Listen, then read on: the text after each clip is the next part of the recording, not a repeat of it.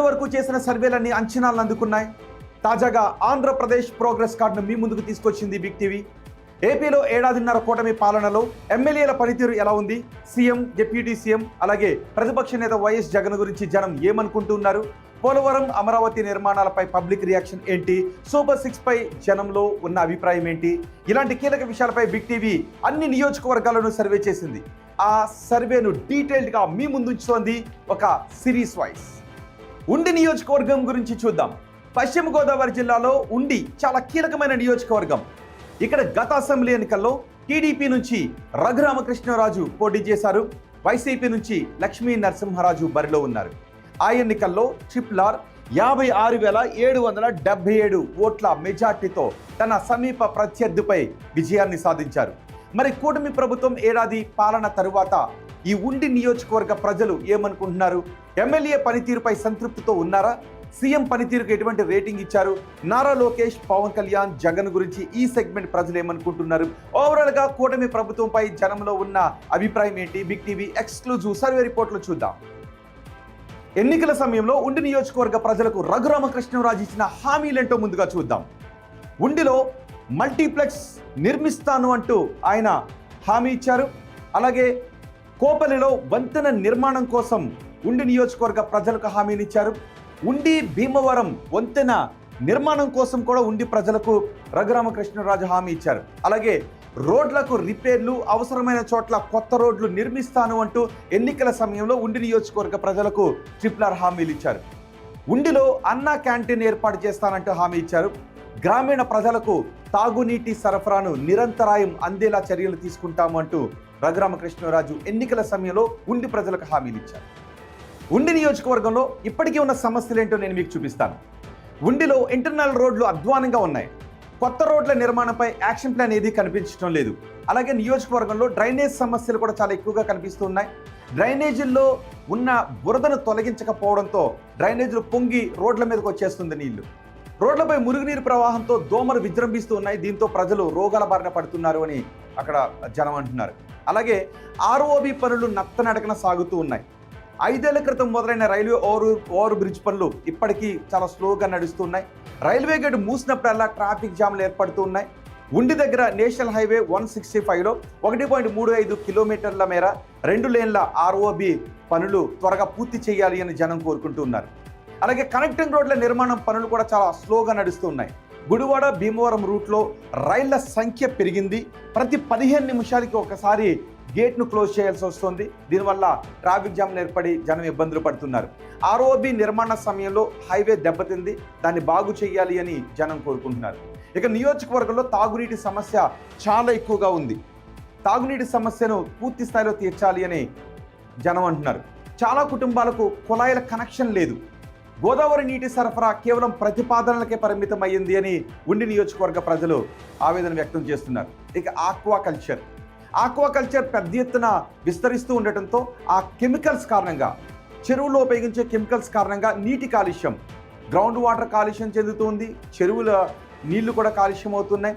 దీంతో నీటి ఎద్దడిని ఎదుర్కొంటూ ఉన్నారు. అలాగే గ్రామాల్లో డంపింగ్ యార్డులు లేకపోవడం అక్కడ జనానికి పెద్ద సమస్యగా కనిపిస్తుంది. కాలువల దగ్గర వ్యర్థాలు వేయడంతో కాలువల్లో నీరు కూడా కాలుష్యం అయిపోతుంది. చెరువులు, కాలువల నీళ్లు ఏమాత్రం సురక్షితం కావు అని జనం అంటూ ఉన్నారు. అలాగే ప్రైవేట్ ప్లాంట్స్ నుంచి తాగునీటిని జనం కొనుక్కునేటటువంటి పరిస్థితి కనిపిస్తుంది. ఇక ఆకువీడి మీదుగా నేషనల్ హైవే 165తో ట్రాఫిక్ రద్దీ ఏర్పడుతుంది.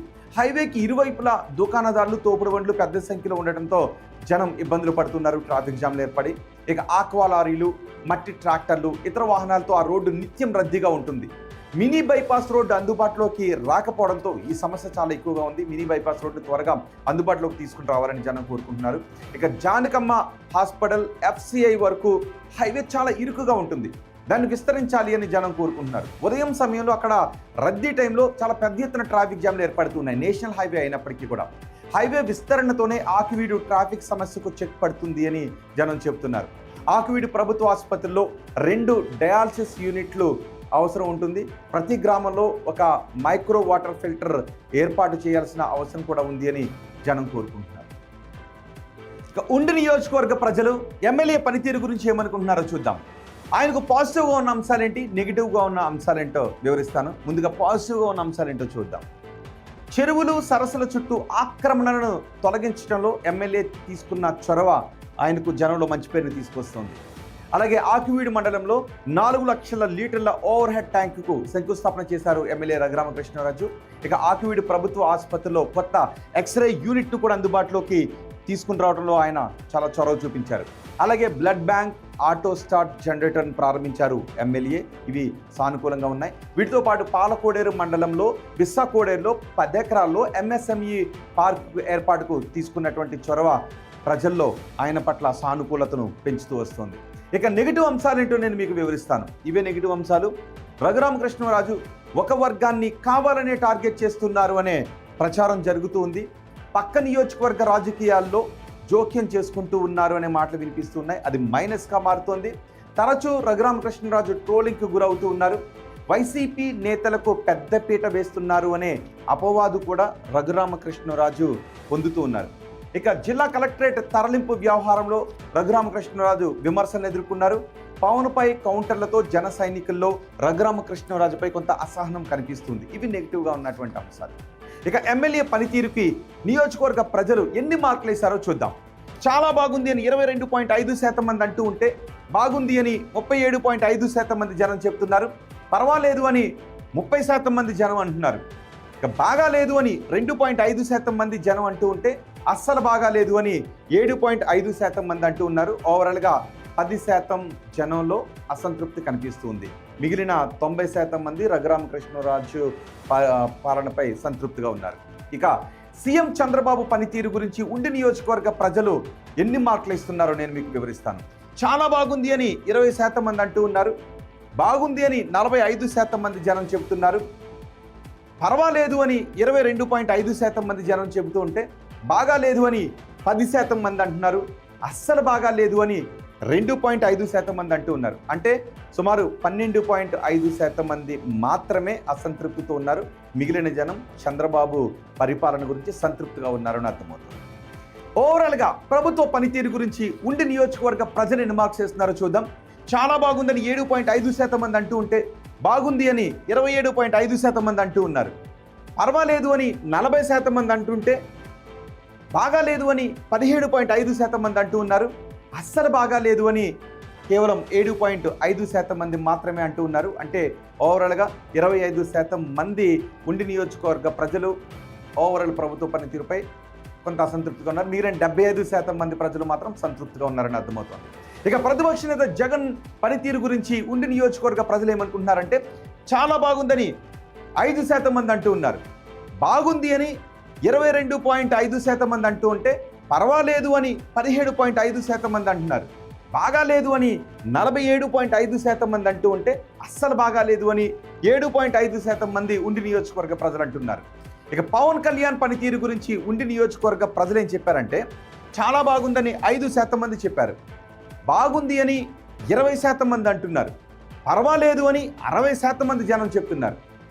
బాగా లేదు అని 10% మంది అంటూ ఉంటే, అస్సలు బాగా లేదు అని కేవలం 5% మంది మాత్రమే అంటూ ఉన్నారు. అంటే 15% మంది కొంత అసంతృప్తిగా ఉన్నారు.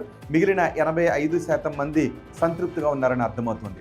ఇక మంత్రి నారా లోకేష్ పనితీరు గురించి ఉండి నియోజకవర్గ ప్రజలు ఎన్ని మార్క్స్ వేశారంటే, చాలా బాగుందని 5% మంది అంటుంటే, బాగుందని 22.5% మంది అంటున్నారు.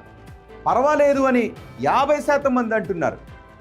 బాగా లేదు అని 15% మంది అంటూ ఉంటే, అస్సలు బాగా లేదు అని కేవలం 7.5% మంది జనం అంటున్నారు. ఇక అమరావతి పనులు పూర్తవుతాయనుకుంటున్నారని అడిగిన ప్రశ్నకు పూర్తవుతాయి అని 25% మంది అంటున్నారు. కావు అని 35% మంది జనం చెబుతూ ఉంటే, కావచ్చు అని 25% మంది జనం చెప్తున్నారు. తెలియదు అని కేవలం 15% మంది జనం మాత్రం అంటున్నారు. ఇక పోలవరం ప్రాజెక్టు పూర్తవుతుంది అనుకుంటున్నారని అడిగిన ప్రశ్నకు పూర్తవుతుంది అని 15% మంది జనం చెప్తున్నారు. కాదు అని 55% మంది జనం అభిప్రాయపడుతూ ఉంటే, కావచ్చు అని 15% మంది జనం అంటున్నారు. తెలియదు అని కేవలం 15% మంది జనం చెబుతున్నారు. ఇక కూటమి ప్రభుత్వంలో ఉద్యోగ అవకాశాలు పెరిగాయని అడిగిన ప్రశ్నకు పెరిగాయని 2.5% మంది జనం చెప్తూ ఉంటే, పెరగలేదు అని 65% మంది జనం అంటూ ఉన్నారు. పెరిగి ఉండొచ్చని 32.5% మంది జనం చెబుతూ ఉంటే, తెలియదు అని ఎవరూ చెప్పడం లేదు. ఇక వచ్చే ఎన్నికల్లో వైసీపీ అధికారంలోకి వస్తుంది అనుకుంటున్నారని అడిగిన ప్రశ్నకు వస్తుందని 20% మంది జనం చెప్తూ ఉంటే రాదు అని 40% మంది అంటున్నారు. రావచ్చు అని 37.5% మంది జనం చెప్తూ ఉంటే తెలియదు అని 2.5% మంది జనం చెప్తున్నారు. చంద్రబాబు తర్వాత ముఖ్యమంత్రిగా ఎవరైతే బాగుంటుందని అడిగిన ప్రశ్నకు పవన్ కళ్యాణ్ అయితే బాగుంటుందని 15% మంది జనం చెప్తున్నారు. నారా లోకేష్ అయితే బాగుంటుందని 12.5% మంది జనం చెప్తున్నారు. తెలియదు అని 72.5% మంది జనం అంటున్నారు. ఇవి ఉండి నియోజకవర్గం గురించి బిగ్ టీవీ అందిస్తున్న సర్వే రిపోర్ట్.